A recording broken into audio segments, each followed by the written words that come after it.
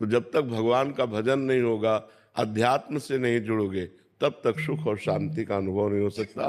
कुछ भी कर लो। जहाँ आप बैठे, यहाँ एक वयोवृद्ध आकर बैठे थे और उन्होंने कहा मुझे कई मेडल प्राप्त है भारत सरकार से और खूब वैभव है, लेकिन मैं डर रहा हूँ कि अब मैं मरूंगा सब छूट जाएगा, इसका कोई उपाय है? हम कहा इसका उपाय जो था उसको तो खो दिया, जीवन तो खो दिया। ये जीवन भगवान के लिए मिला था। अब जो जो कुछ सब है वो मेडल अलमारी में रखे रह जाएंगे, बैंक बैलेंस बैंक में रखा रह जाएगा, परिवार और घर द्वार यही रह जाएगा, शरीर तुम्हारा जला दिया जाएगा या गाड़ दिया जाएगा, मरना तो पड़ेगा ही। आप जितनी श्वासें बची राधा राधा कह लो, अगर सुख चाहते हो, सुख और शांति अच्छा अपने को पता नहीं है कि हम 70 वर्ष के होके ही मरेंगे कि 80 वर्ष के होके मरेंगे। 8 मिनट में मर सकते हैं,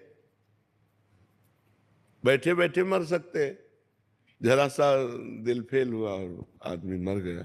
इसलिए हमें लगता है कि हमें भययुक्त होकर भगवान की शरण में जाना चाहिए। भय मुक्त होने के लिए भययुक्त होकर, कोई नहीं है जो हमारी रक्षा कर सके, मृत्यु से कोई रक्षा नहीं कर सकता।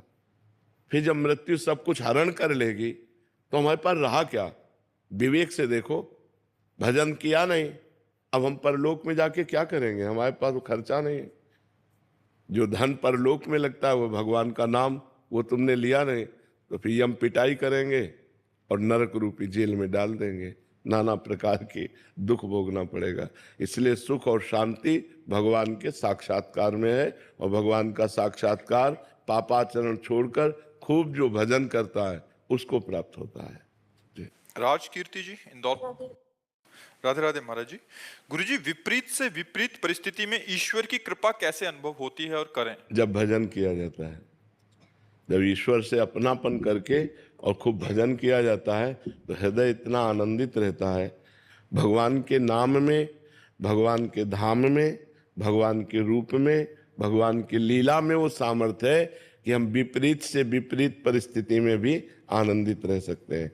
तो हमारा कर्तव्य है कि हम नाम जप करें, शास्त्र स्वाध्याय करें, सत्संग सुने और गंदे आचरण न करें। जो हमें पता है कि ये पाप है, ये गंदा आचरण, वो ना करें, तो हमारा हृदय आनंदित हो जाएगा।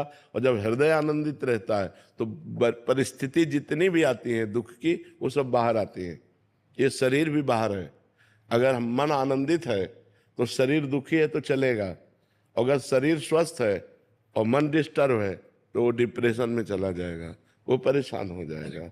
इसलिए भगवान का नाम जप ही, भगवान का सुमिरन ही हमें भारी से भारी विपत्ति से बचाता है। जैसे प्रहलाद जी, कबीरदास जी, बड़े बड़े संत हुए जिनको विपरीत परिस्थितियां मिली। आग का ऐसे पूरा ज्वाला लगाकर प्रहलाद जी को बैठा दिया गया था, लेकिन एक रोम भी नहीं जला, क्योंकि राम राम राम राम जप रहे थे, हरि हरि हरि जप रहे थे। तो भगवान के नाम में इतनी सामर्थ्य है कि भारी से भारी विपत्ति में भी हम उसे सह सकते हैं। तो हमें लगता है हर विपत्ति, हर दुख को हम भगवान से जुड़कर काट सकते हैं, अन्यथा नहीं, अन्यथा तो टूट जाएंगे। इंसान का भरोसा इंसान बाहरी है, अंदर से हमें ठीक होना चाहिए, और अंदर हमें स्वस्थ कर सकते हैं भगवान। हमें आनंद है, क्यों? क्योंकि आनंद चंद्र भगवान।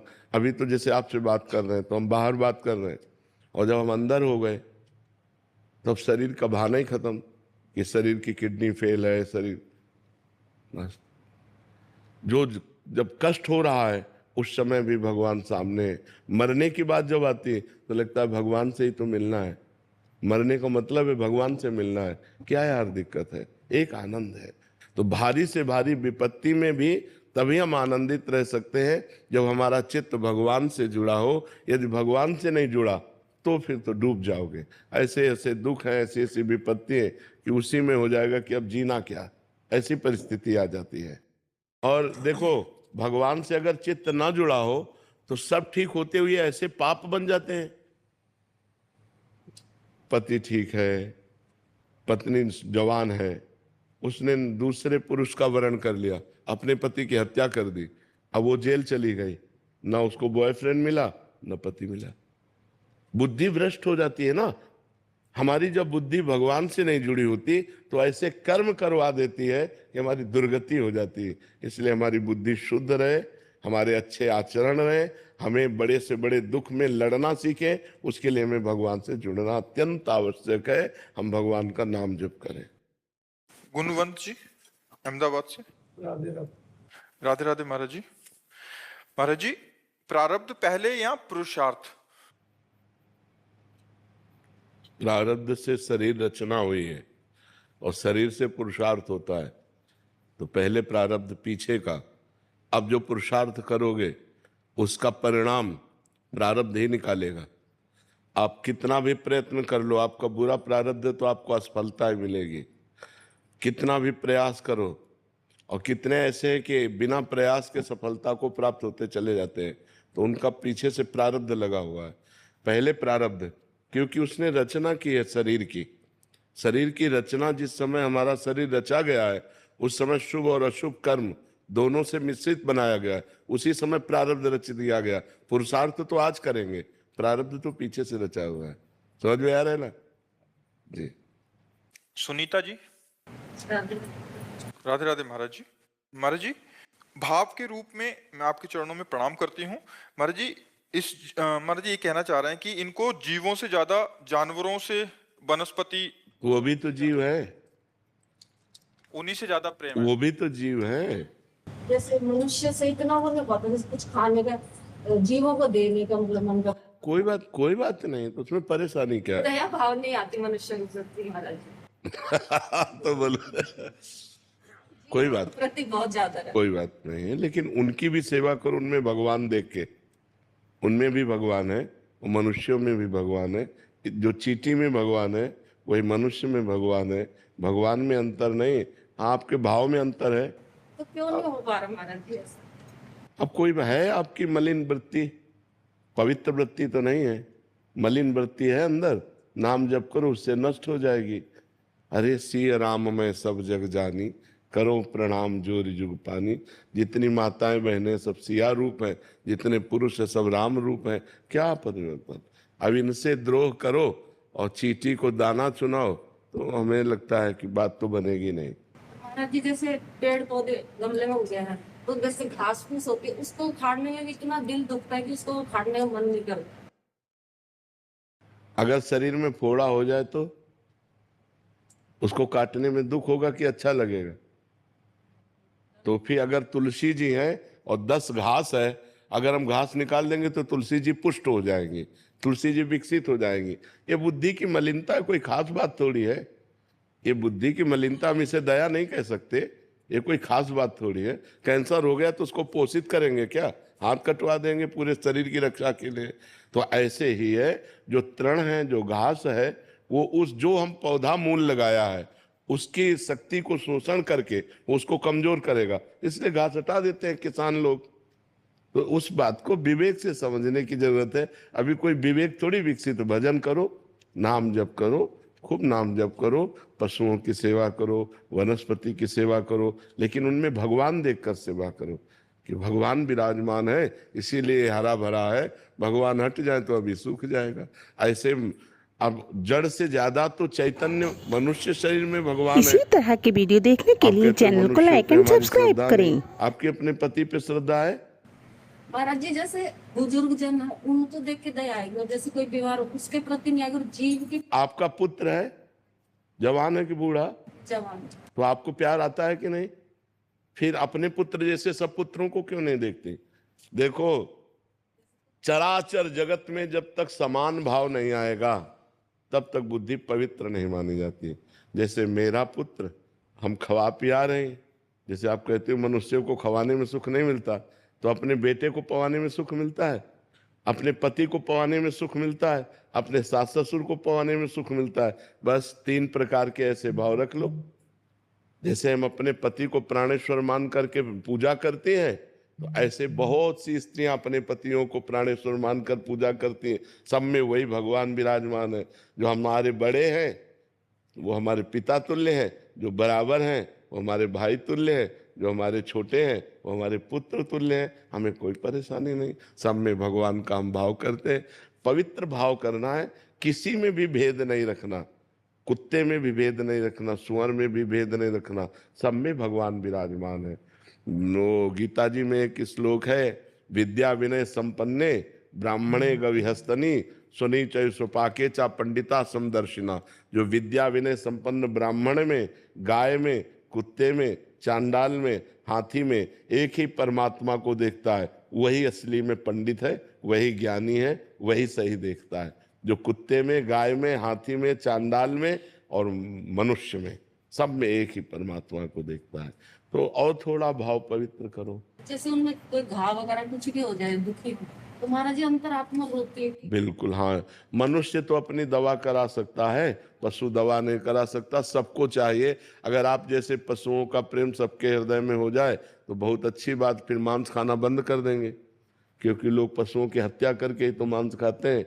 जैसे मुर्गा है वो अपनी जान बचाना चाहता है, बकरा है वो भी अपनी जान बचाना चाहता है, गाय भैंस पशु पक्षी सब, लेकिन मनुष्य इतना राक्षस हो रहा है, सबको काट काट करके खा रहा है। तो दया भाव तो पशु पक्षियों के प्रति भी होना चाहिए, पर मनुष्य के प्रति विशेष आदर, क्योंकि भगवान की सृष्टि का सबसे श्रेष्ठ रचना मनुष्य है।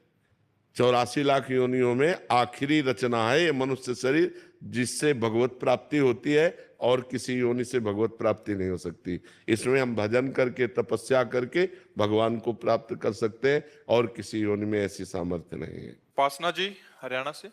बाबा ये दुनिया बहुत रुलाती है, दिल भी बहुत दुखाती है, पर आपके आने से जैसे मुझे सब मिल गया हो। अब मुझे किसी का डर नहीं है, अब तो मुझे जिंदगी से भी डर नहीं लगता। मुझे पता है कि गुरुदेव सब संभाल लेंगे।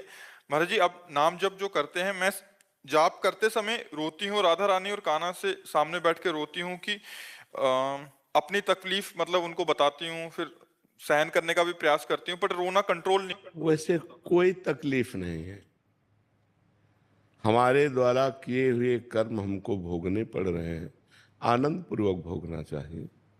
अगर चित्त को भगवान से जोड़ दो, हम बार बार अपना उदाहरण इसलिए देते हैं कि हम कहाँ खोजने जाएं किसी का उदाहरण, हम अपना उदाहरण देते हैं। यदि नाम जप करो, भगवान से अपना चित्त जोड़ो, तो ये रोने धोने की जरूरत नहीं। हमने पाप कर्म किया है, उसका हमें दंड मिल रहा है, तो हम भगवान का नाम जप करते हुए उनके सहारे भोग लेते हैं।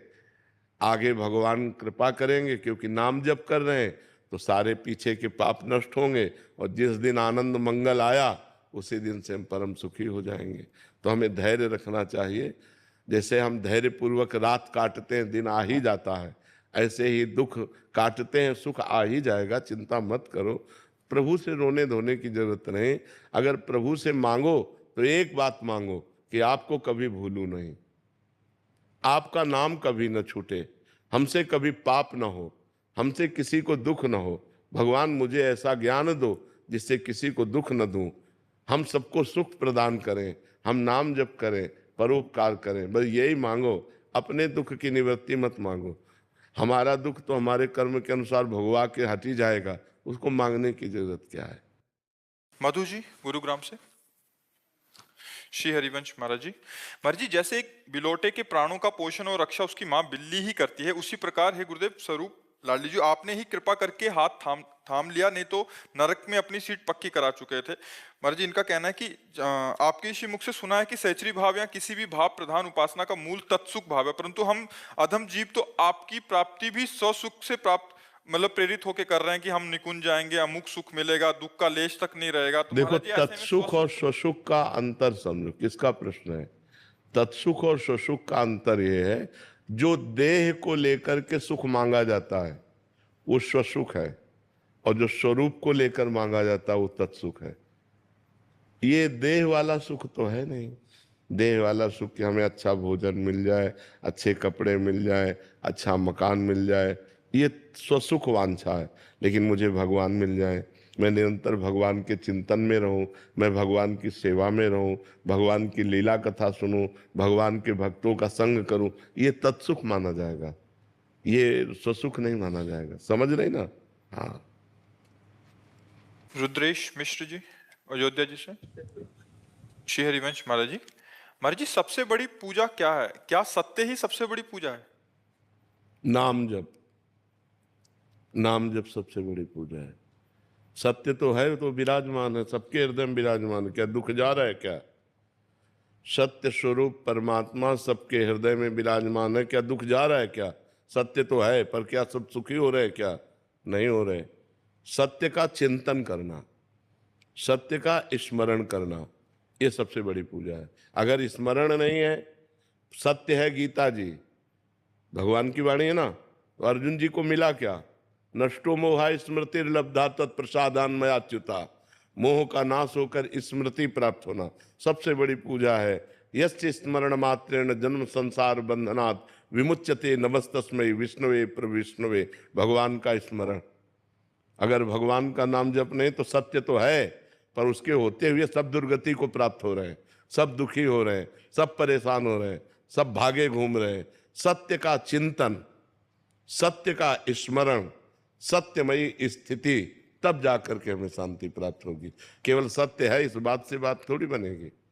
सत्य का चिंतन कितना हो रहा है, असत संसार का चिंतन कितना हो रहा है, और सत्य भगवान का चिंतन कितना हो रहा है। अगर भगवान का चिंतन हो रहा है तो शांति, सुख, आनंद, परम पद, और अगर संसार का चिंतन हो रहा है तो अशांति, दुख, चिंता, शोक, भय, नरक, ये है। सत्य तो है ही, पर सत्य का चिंतन कितना हो रहा है, खास बात आपका प्रश्न है। बात समझ में आ रही है आपकी? हाँ, जब नाम चिंतन करोगे, भगवान का भजन करोगे, तभी उस सच्चिदानंद में भगवान का आनंद प्राप्त करोगे। नहीं तो सत्य तो है, तुम्हारे अंदर भी है, सबके अंदर है, लेकिन खूब पापाचरण हो रहा है, खूब गंदा आचरण हो रहा है, खूब गंदा दिमाग हो रहा है, तो फायदा क्या? हमारा दिमाग शुद्ध हो जाए, हमारा दिमाग सत्य में स्थित हो जाए, उसके लिए हमें भजन चाहिए। सत्य के राह पे चलना। हाँ, सत्य की राह पे चलना, ये परम सत्य है। हाँ, सत्य की राह पर चलना, ये बात नहीं। जैसे केवल सत्य, तो सत्य तो है, पर उसका चिंतन नहीं है, उस पर हम चले नहीं, उसका अमल नहीं किया, तो फायदा क्या हुआ? वो तो है ही, सबके हृदय में है जी। इसी तरह के वीडियो देखने के लिए चैनल को लाइक एंड सब्सक्राइब करें।